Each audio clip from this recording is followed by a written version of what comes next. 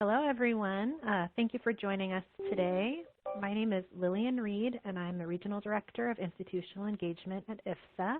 I'm based out in Oregon, and I'm joined with two of my great IFSA colleagues today, Amy Kiefer, our Director of Student Health and Safety, and Sharna Bremner, our Regional Case Manager for Student Health and Safety. And I'll be serving as your moderator and the behind-the-scenes tech support for the rest of the webinar. But before we get started, I wanted to cover how this system works because it might look a little different from what you're used to. So you can control the audio via the media player on the left of your screen, and you should also be able to maximize the content windows via a little icon in the corner of each box that looks like 4 arrows. We also have some resource links and PDFs accessible in the resources window on the webinar screen that you see in front of you. And to get in touch with us during the webinar, feel free to chat into the Q&A box, and I'll be monitoring that. That's also how we'll be answering questions at the end of this session. And last but not least, we're recording this webinar, and the recording is going to be sent automatically to anyone who's registered. So now I'm just going to briefly go over the agenda. We're going to start by covering our spring 2021 decision-making factors and COVID risk mitigation strategies, because I know it's at the top of a lot of your minds. Then we'll pivot and discuss our general student health and wellness support during pre-arrival and on-site. And my colleagues are going to highlight the resources and policies before we open it up for questions at the end of our webinar. And with that, I'm going to move into my tech support role, and I'm going to pass the baton to Amy. Great. Hello, everyone. So I'm sure some of you may have already heard our webinar on the program viability matrix. We gave one last semester and we did one this semester.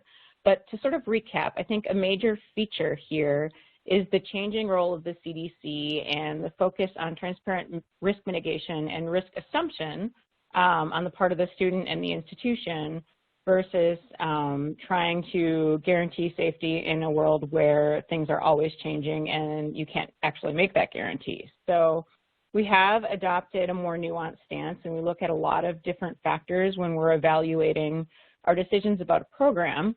And critical among these are basically program infrastructure, the ability to support our students on site, and that includes hospital care. So we're looking at a lot of more nuanced factors this time around. So in preparing for spring programming and being fully transparent and collaborating with our students and our partners in this risk mitigation endeavor, we have developed some new items. We have built out our participant agreement so that people understand the risks involved in shared spaces and in travel and in particular housing arrangements. And we have a social contract for our students that helps them understand that they are part of a community and that their behavior impacts those around them. Also critical will be transparent communications. We've built out our student portal and continued assessment of the situation on site. As I mentioned, it is a very dynamic situation, the COVID situation, and we update our matrix every 2 weeks, but we also continue to stay on top of a number of features such as quarantine requirements, testing requirements, local laws with regard to social distancing, PPE, other public health measures, all of the things that students will need to know to be prepared to go overseas. So that brings us to the risk mitigation itself. So as I noted, it is a very dynamic context, and against that background, we will ensure that all of our partner institutions have academic contingency plans in place should something happen where schools need to go online or students can't make it to class. So that is something we are prepared for at this point. Another thing that we have dedicated extensive resources to is developing our mental health and wellness support in advance of going overseas. We have evaluated our medical forms for our students fairly extensively, and we have developed some resources targeting this, which my colleague may speak to a bit more. In addition, we have really gone over our IFSA spaces, our partner spaces, and our housing to ensure appropriate PPE is available, that hygiene requirements are being met, that social distancing is understood in a culturally appropriate context, and that things are clearly marked, that symptom monitoring is occurring and that students understand self-isolation and have the space to do it. We have modified our travel and activities, and we have verified with our insurance on what their pandemic coverage is, which is specifically for illness, but not for program cancellation. It is important to note that in the context of a pandemic, there's very little that will cause a program to be canceled once you're already on site. So once you're there, we assume the risk has been taken and that you're prepared to collaborate with these risk mitigation measures and understand that there may be impacts such as shelter in place that occur throughout the program. And with, I would turn it over to Sharna. Sharna, do you have anything else to add to this? No, I think you covered all of that. Okay. Hi everyone, I'm Sharna. Good morning / afternoon from Australia. So one of the things that we do to support our students is provide a range of information in the pre-arrival phase of their study abroad. And that can be a whole heap of things from the student portals. Health, safety and wellness information is included there. That information is shared via newsletters that are sent out to all of our students, webinars, and of course our amazing student engagement team who is ready and waiting to answer any questions that students might have. So all of our students are asked to complete and return medical and housing forms, their participant agreement forms, and our codes of conduct, which will enable them to understand all of their responsibilities, as well as providing us with the information that we need to support them while they're abroad. They're provided with information about insurance, which Amy spoke a little bit about then, and any safety and security information that might be relevant to their host location. Our health and safety case managers and resident staff will engage with any student who might require any additional assistance during that pre-arrival phase, as well as when they're in country, so that they can be as prepared as possible. We are increasing, obviously, the amount of COVID information that we will be sharing, and we'll go into a little bit more of that. Medical forms give students the opportunity to disclose any illnesses, disabilities, dietary requirements, religious needs, or allergies that they might have, as well as any medications that they take regularly, so that we can advise them on how to access anything that they might need while they're away. Students are given the opportunity to let us know about any academic or housing accommodations that they might require, and we ask that they do that in advance so that we can make any arrangements prior to their arrival in country. Wellness plans are something that we provide to students who might require a little bit of additional support during their time abroad, perhaps due to mental illness reasons, physical health. They give students the opportunity to really think about what they will need and to have a plan in place should they require it. And they give us that insight into how we can better support them. One of the things that we will be doing in coming semesters is giving all students a COVID wellness plan. And that's just going to give them the opportunity to really sit down and have a think about what things like quarantine or self-isolation might look like. If they see, for example, a psychologist or a counselor, have they made arrangements to continue that whilst they might be in an arrival quarantine situation, or how they might manage that if they have to go into a lockdown. In some situations, we might require students to have their treating physician or health practitioner sign off on their participation, and that's just to ensure that they can have the most successful time abroad as possible. So we use a whole range of resources to find the information that we share with students, including the State Department, CDC, host institutions have a range of things on their websites that students can research in the pre-arrival phase. We share information about the local health services, and then they also have, obviously, our dedicated health and safety staff, our resident staff, and the student engagement team to rely on. Amy, did I cover all of that? Yeah, I think you covered it quite fully. So I'll talk a little bit more about insurance. So all students on our program are required to have CISI insurance, and it's important to note that this comes at no additional cost. In some countries, they will have additional insurance, also at no additional cost. Australia and England are examples of this. But students may also choose to carry additional insurance based on their own research into the policy and what they know to be their needs. This is all a part of that pre-departure preparation that it's very critical for students to do. Important to note about our CISI insurance is that it will cover COVID, the illness, but it will not cover evacuation due to COVID. In addition to that, students can access their policy through an app or online through a portal, and it's very easy there to read through the policy to understand its requirements and to download claim forms as necessary. That said, our dedicated health and safety case managers that we have dispersed regionally are also there to help with these needs and have a high degree of expertise in this area. Sharna, do you have anything to add? No. Okay. So one of the things that we have been doing recently during this, as we all keep saying, unprecedented time, is redeveloping some of our resources for our students. And one of those things has been our conduct code. So we've been working on a lot of different ways that we can get students to understand that they are part of the community, as Amy mentioned, and that will be really important when it comes to things like COVID. So what we cover in those documents is responsibility and collaboration, so that students understand that we expect them to behave responsibly and honestly in ways that are considerate of the rights and needs of others, and that they refrain from any behavior that might adversely affect the experience of others. Diversity and inclusion is a really big part of what we do here at IFSA, and so our conduct code reminds students that they need to recognise and respect the cultural background and heritage of others, valuing diversity and everybody's right to make a respectful contribution. We also ask that students take an active role in contributing to an environment that's safe and free from discrimination, bullying, microaggressions, or harassment. Compliance is another area that we cover, and particularly in relation to COVID. We ask that students do provide accurate personal details to IFSA staff, that they keep those details up to date, and that they read and respond promptly to all correspondence from IFSA. That's particularly important for things like phone numbers when students are on site and email addresses, just in case of an emergency. We want to make sure that we can really get in touch with them as quickly as we can.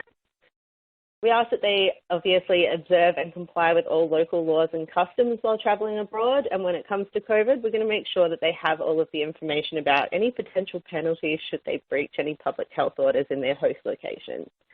And then obviously the other one that we all cover off on is we ask that they comply with all of our policies and procedures, and we provide them with the information of where to find those. Amy? Great. Anything to add to that? That was very thorough. So I'm going to move to the on-site portion of the presentation. I have this little meme that I placed on this slide about comfort and growth, and I think this is a critical part of the student experience, that it isn't necessarily comfortable at all points in time, but it will make them grow, and I think this is doubly so in the current circumstances. And because of that, our resident staff is very important, and we have truly dedicated and experienced resident staff on site that can help students through this process. Part of preparing students for this process is the orientation. In addition, we provide support through housing, activities, and excursions, and we'll go into more detail on these in the following slides. So, for example, orientation is targeted and location specific. It is also mandatory for all students, and it includes a number of modules to include sexual assault prevention and, in some locations, bystander training. There are emergency drills as a part of orientation, which is a part of why it's critical for us to have student phone numbers right up front. And we connect students to critical resources on site to include doctors and emergency services, but also any other specialized needs that they might have in a particular location. The resident staff are there to support students throughout the orientation, but also to ensure that they are receiving the information and receiving it successfully. In addition, orientation plays a critical role in risk mitigation. So we do detailed location-specific risk assessments, and these are woven into not only our orientations, but some of the policies that you'll see later. And these risk assessments help us to really target our risk mitigation strategies and to train our students so that they know how to respond in various situations. Sharna, do you have anything to add? No, I think you've got that. I will talk a little bit more about what it's like as resident staff, what we're here for. I guess I will firstly say that we miss your students and we're really looking forward to welcoming them back. I know that resident staff in all of our locations are feeling a little bit lost without them. But we are the go-to contacts for students on site when any problems come up. We can support them with any housing issues, academics, any accommodations they might require, and health and wellness or other concerns.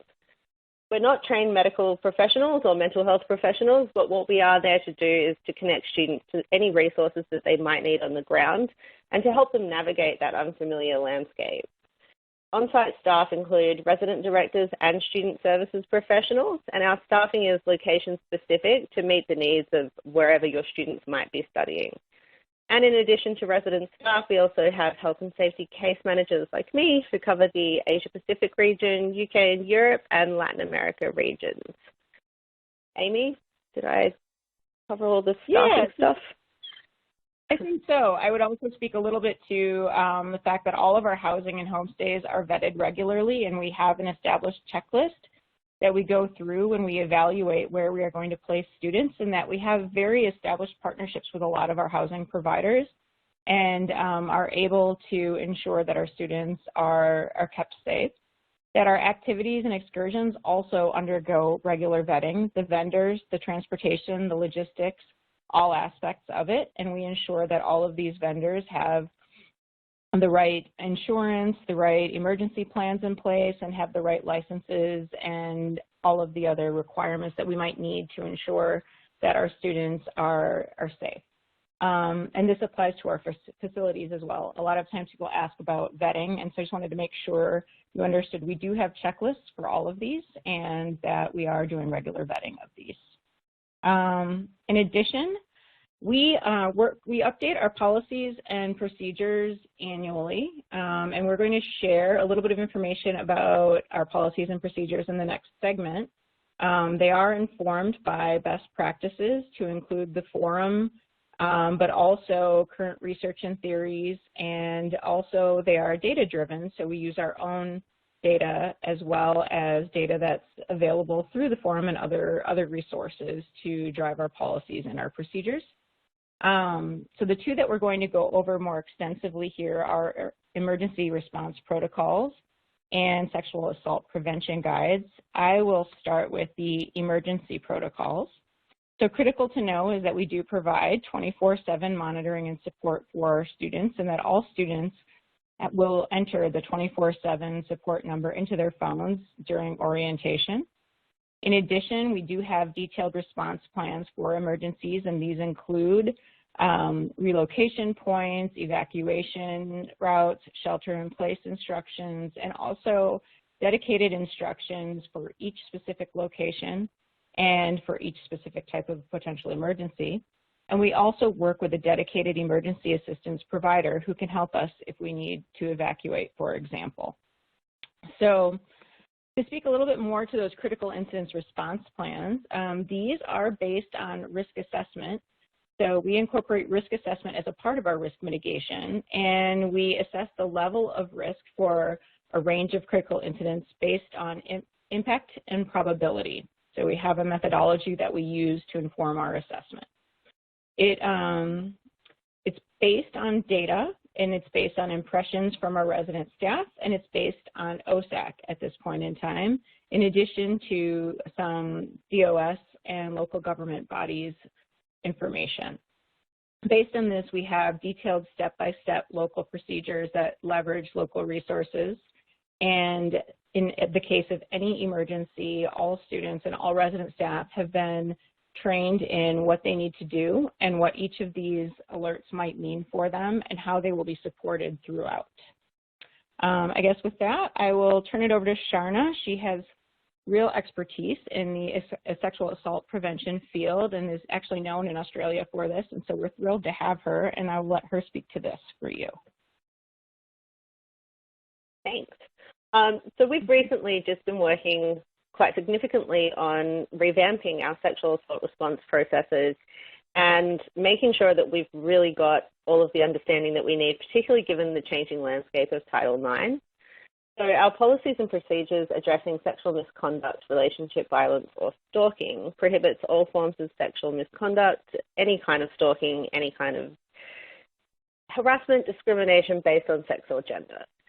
So staff are here to work with students. We've just started a regular new training process with all of our resident staff. and some of our staff in the US so that everybody understands what the process is should something happen to a student while they're abroad. Our sexual assault response guides are now almost all ready to be rolled out, and we've taken a trauma-informed approach to responding to disclosures of violence or abuse. So that means that we recognize that sexual assault, harassment, relationship violence, and stalking are traumatic events, and they will have an impact on students. We're committed to the 5 key principles of trauma-informed care, which are safety, trust, collaboration, choice, and empowerment. And we recognize that individual responses to trauma differ from person to person. I will just say we do have staff and student-facing versions of those guidelines, and that means that we can give students all of the resources that they need in a step-by-step fashion about what to do if an assault does occur while they're abroad, how to seek medical treatment and advice, how to report to authorities, and what the local criminal justice process system looks like in any host country that we work in. Both staff and students are also provided with information about our policies and processes and our obligation to our partners under Title IX. Our student-facing guides really do make sure that students have all the information that they might require to make informed decisions, while our staff guides include additional information about how to implement that trauma-informed response to any reports or disclosures that they might receive. Amy, did you want to add anything there? No, I think you covered it. That was fantastic. I just want to say what wonderful work Sharna has done leading the Sexual Assault Guide Prevention Project. I'm really proud of it, so I wanted to include it in this presentation. And with that, I think we'll open it up for questions.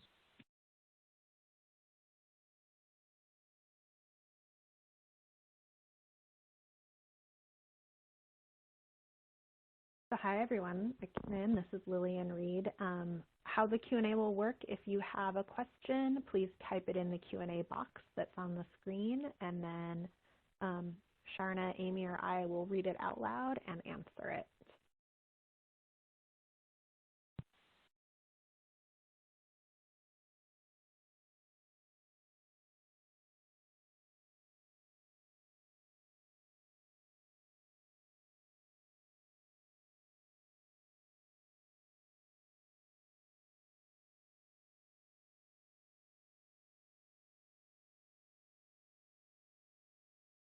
I guess to get things rolling, I will pose a question that came up in a recent campus meeting that I had. People were curious about how we support students who come in needing an academic accommodation due to either a hidden disability or need some academic support functions while abroad. So I'll start with that, and Sharna, jump in if you have anything to add. Essentially, we encourage those to also be disclosed in advance, and we would work with the host institution's disability office or accommodations office and with the student's home office if we need more support or guidance about the accommodations the student received at their home institution. So that's something that we should have mentioned in the pre-portion. That we work on, and we would also work with our academic team on that. Anything else, Sharna? No, I don't think so.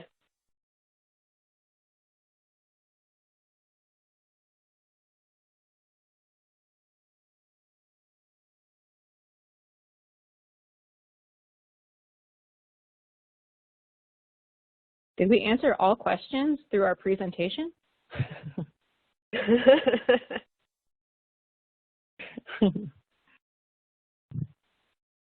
Amy, since it's coming up next week, would you walk people through the decision making for Spring 21 and the fact that we have a decision date for our programs? Sure. So we have an October 26th decision date for some of our programs, the UK and Ireland specifically, and part of what's being discussed there are, well, there's a number of features, right? So we are not going to send students to locations where programming is already online. If it goes online while we're there, that's a different story, but we're not going to send them there when it's already online. And then in addition to that, we're evaluating our housing providers' pandemic plans and their ability to meet our requirements for managing and mitigating pandemic concerns. And then we're looking at a variety of metrics. So we look at, the array of metrics that a lot of people do, and those include things like 7-day averages for daily new cases and how this is impacting hospital capacity and what those projections are, since unfortunately this is a dynamic situation and we can't predict what it will look like in January. We can only go based on what we know right now. So I think hospitals are a big portion of the discussion, to be honest, in spiking case rates and how to manage that risk. Yeah, so I think those are the key topics of conversation at this point in time. We also consider the ability for a student to travel to and from a location. In the UK and Ireland, they can travel to and from. However, there are some concerning trends there, so there will be some discussion surrounding that. Thank you. So we did have a question pop up. Can you share some differences in what is covered in the participant agreement versus the new social contract? So the participant agreement has been enhanced for COVID, but it still is the standard agreement plus some COVID language. The social contract is dedicated to COVID. And so the social contract actually grew out of us developing a code of conduct. We were at first just looking at doing a more generic code of conduct that encapsulates in plain language what is in the participant agreement, which is more legalese, that students could go over either before or during orientation and sign off on. But then we realized that in these special circumstances, we really needed to get very specific about COVID, and that a lot of the COVID measures really relied on students' collaboration and mindfulness of being part of a group. And that's where the social contract grew. Do you have anything to add to that, Sharna? No, I guess what we've tried to do with the COVID social contract is, as Amy said, just remind students that they are part of a community and that their actions will have an impact on others, but also to give them just kind of a really simple document that lays out our expectations and is a nice reminder of the really easy things that they can do to keep themselves and others safe.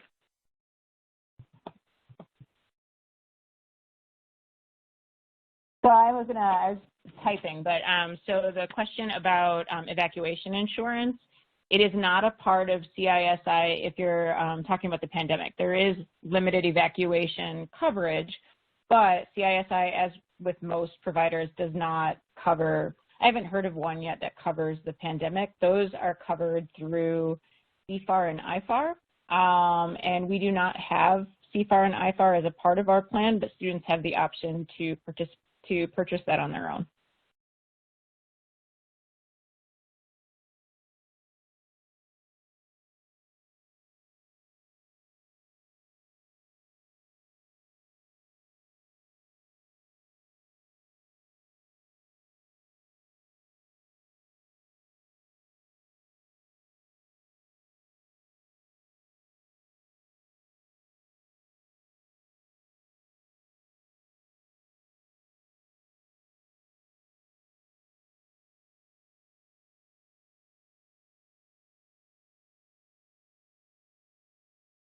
So it doesn't look like we have any other questions right now.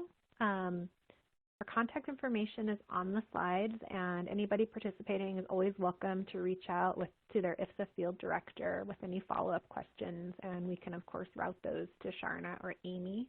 But I want to thank you for participating today, and we really hope to see your students with us in a future semester and to have the pandemic behind us as soon as possible, so we can really focus on a lot of other things in relation to student wellness. So thank you for joining us today, and I think we're going to sign off. Thank you.